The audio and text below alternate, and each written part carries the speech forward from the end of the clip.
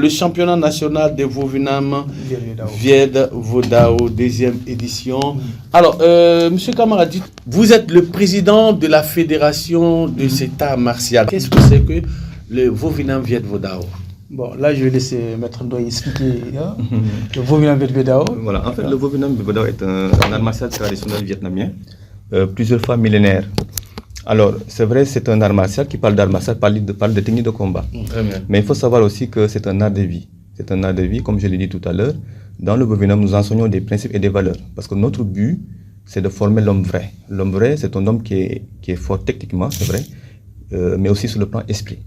Alors, raison pour laquelle vous avez notre devise qui est « être fort pour être utile ».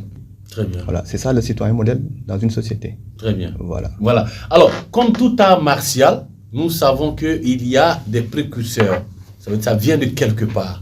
D'où vient le Vovinam Vied-Vodao? Alors, le Vovinam Vied-Vodao a été créé, comme je l'ai dit tout à l'heure, au Vietnam, par un grand maître du nom de Nguyen Loc.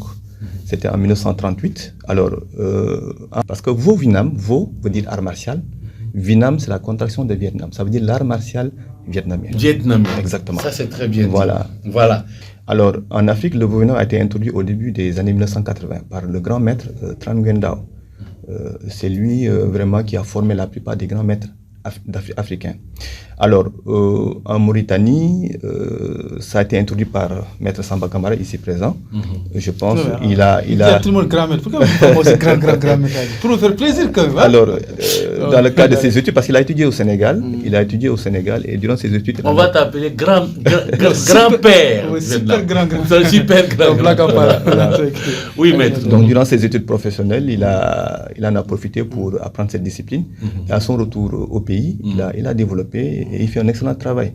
Aujourd'hui, c'est vrai, il y a une fédération mauritanienne qui est là, qui est jeune, mais qui est très dynamique et très bien organisée. La preuve, ils sont à leur deuxième édition. La Mauritanie a participé, on a des pratiquants mauritaniens qui ont eu des médailles de bronze, je crois. Ah ouais. Voilà. Médaille d'or au championnat d'Afrique. Avec notamment Diafara Soumaré.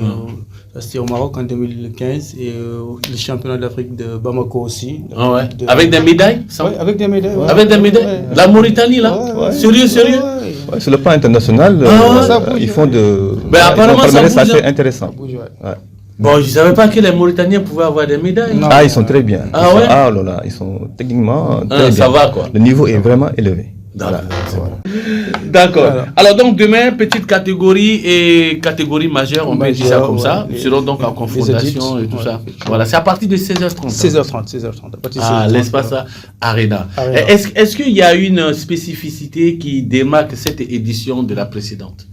Alors, comme Maître l'avait dit, en fait, c'est une nouvelle fédération, on est encore très jeune. Alors, on monte en puissance. À chaque année, on augmente un peu les tableaux, on augmente aussi les techniques. Bon, cette année, par rapport à l'année passée, clairement, il y a des tableaux qui ont été ajoutés et que ça démontre un peu la maturité. Donc, on n'est pas au top à 100% pour X raisons, mais cela n'empêche que, franchement, ça progresse. Ça progresse. Alors, maintenant, d'accord. Maintenant, sur le plan international, est-ce que on peut dire aujourd'hui que la Mauritanie est bien partie pour une place honorable dans ce... Alors, sur le plan international, la Mauritanie, comme la France, comme le Vietnam lui-même, en fait, c'est du pareil au même. Comme il disait, il n'y a pas de mauvais art martial, il y a un mauvais pratiquant. Donc, sur le plan international, nous, on n'a pas d'inquiétude.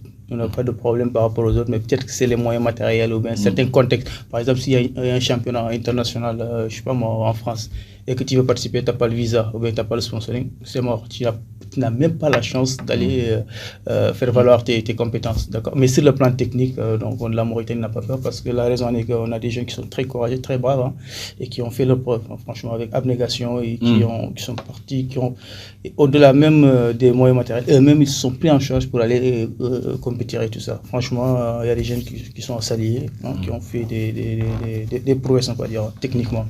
Donc, le fait de comparer les Mauritaniens aux autres, je pense que là n'est pas la question. Les jeunes Mauritaniens sont aussi capables que les autres sur le plan technique, physique et tout ça. Techniquement, ça va, mais bon, pour autre chose, ça relève un peu des autorités qui doivent vous accompagner. Comme par exemple le championnat, plutôt la Coupe du Monde passée.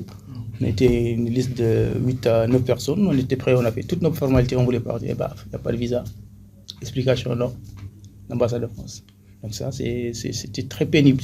Ça fait très mal au cœur. À un moment donné, c'est un manque de respect total par rapport à nous, par rapport à tout.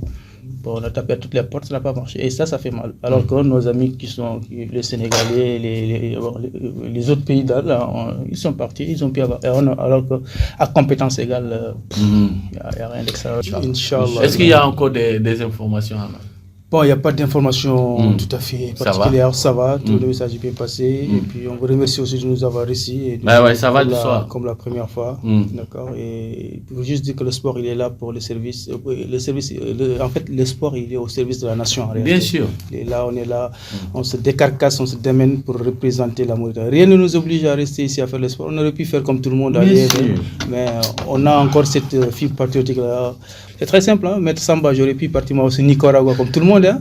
Et puis voilà, qu'est-ce qui va se passer? L'art martial, ça va boiter un peu, mais bon, on préfère rester là sur le terrain, se battre jour et nuit.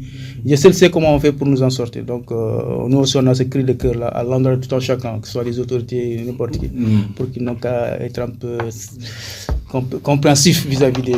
Justement, c'est ça, ouais, honnêtement. Maître, un dernier mot. Juste remercier déjà pour nous avoir reçus, pour parler un peu de cette compétition, cet événement. Et remercier aussi les dirigeants de la Fédération mauritanienne donc, pour l'invitation et puis l'agréable séjour, comme la dernière fois. C'est ça. Voilà, je passe un agréable séjour et c'est toujours un plaisir de venir là et puis d'aider cette fédération à évoluer, à aller de l'avant. Merci, maître. Merci d'être venu et merci pour ce soutien constant. Et en cela, c'est l'Afrique qui gagne, quoi. N'est-ce pas? Tout à fait. Merci. Main dans la main. Solidarité africaine oblige. Voilà.